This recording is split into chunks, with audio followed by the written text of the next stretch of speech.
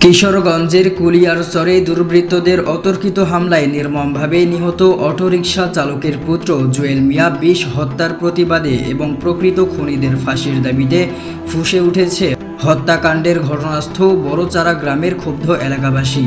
প্রকাশ্য দিবালোকে ঘটে যাওয়া এই নৃশংস হত্যাকাণ্ডের কয়েকদিন অতিবাহিত হলেও জুয়েল হত্যার সাথে জড়িত প্রকৃত খুনিদের কেউ গ্রেপ্তার না হওয়ায় এলাকায় তীব্র ক্ষোভ ও বিচারহীনতার আতঙ্ক বিরাজ করছে।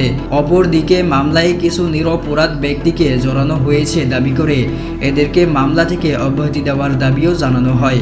গত ২০ জুলাই রোববার বাদ আসর উপজেলার আগরপুর পোরাদিয়া হাইওয়ে রাস্তার বড়চারা নতুন বাজার রাস্তার ওপর ১ নং গবরিয়া আবদুল্লাপুর ইউনিয়নের সর্বস্তরের জনগণ ব্যানারে এ মানববন্ধন ও বিক্ষোভ মিছিল অনুষ্ঠিত হয়।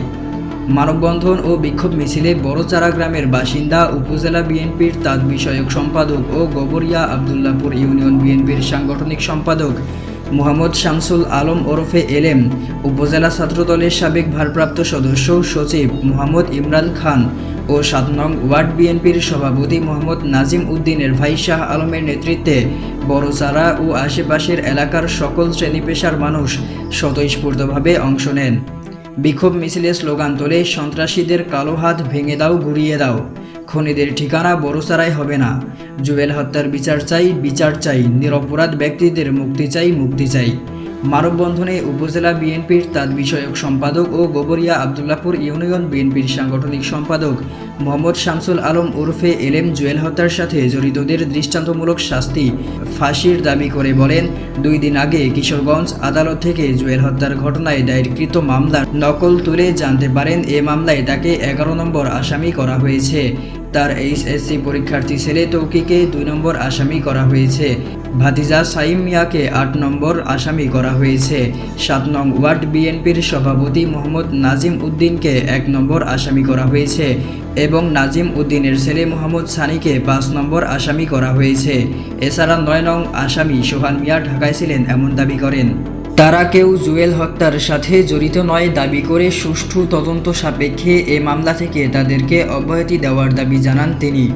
মানববন্ধনে উপজেলা বিএনপির স্বেচ্ছাসেবক বিষয়ক সম্পাদক মোহাম্মদ নাদিরুজ্জামান খসরু, স্বাস্থ্য বিষয়ক সম্পাদক মোহাম্মদ মেজবাহুল হক খোকা, বিএনপি নেতা মোহাম্মদ সেলিম মিয়া, ইউনিয়ন যুবদলের সাধারণ সম্পাদক মোহাম্মদ রফিকুল ইসলাম, ৯ নং ওয়ার্ডের সাবেক ইউপি সদস্য শাফি উদ্দিন ও ইউনিয়ন তরুণ দলের সাবেক সভাপতি মোহাম্মদ নাইম আনোয়ার সহ বড়চারা ও আশেপাশের এলাকার সকল শ্রেণী পেশার মানুষ স্বতঃস্ফূর্তভাবে অংশ নেন।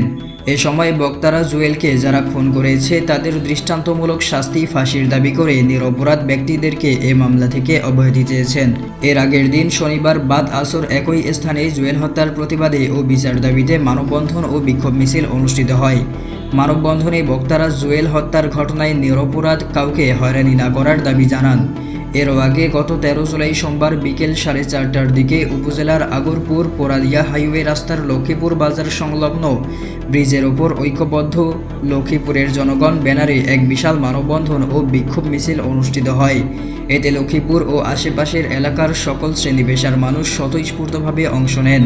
এক পর্যায়ে বিক্ষুব্ধ জনতা রাস্তার ওপর বাঁশ বেঁধে ও শুয়ে এবং টায়ার ও কাঠে আগুন জ্বালিয়ে বিকেল সোয়া ৫টা থেকে রাত ৯টা পর্যন্ত প্রায় ৪ ঘন্টা যান চলাচল সম্পূর্ণ বন্ধ করে দেয়। মানববন্ধনে উপস্থিত নিহতের স্বজন ও স্থানীয় বাসিন্দারা ক্ষোভ প্রকাশ করে বলেন, হত্যাকাণ্ডের পর থেকে একটি প্রভাবশালী মহল পুরো বিষয়টিকে ভিন্ন খাতে প্রবাহিত করার অপচেষ্টা চালাচ্ছে। অপরাধীরা প্রকাশ্যে ঘুরে বেড়ালেও প্রশাসন দৃশ্যমান কোনো অগ্রগতি দেখাতে পারেনি। কোনো রাজনৈতিক আশ্রয় প্রশ্রয় বা প্রভাবশালী মহলের হস্তক্ষেপে মামলার তদন্ত প্রক্রিয়া ব্যাহত করা যাবে না। অন্যদিকে সাধারণ গ্রামবাসীর অভিযোগ, একটি প্রভাবশালী মহল আসল অপরাধীদের আড়াল করতে এবং রাজনৈতিক বা ব্যক্তিগত শত্রুতা মেটাতে পুরো বিষয়টিকে ভিন্ন খাতে প্রবাহিত করার অপচেষ্টা চালাচ্ছে। যে কোনো প্রভাব ও রাজনৈতিক আশ্রয় প্রশ্রয়ের ঊর্ধ্বে উঠে পুলিশ ও জেলা প্রশাসন যেন নিরপেক্ষ তদন্তের মাধ্যমে প্রকৃত ঘাতকদের গ্রেপ্তার করে ফাঁসির কাস্টে চলায়। এখন এটি কুলিয়ারচরের সর্বস্তরের মানুষের একমাত্র দাবি।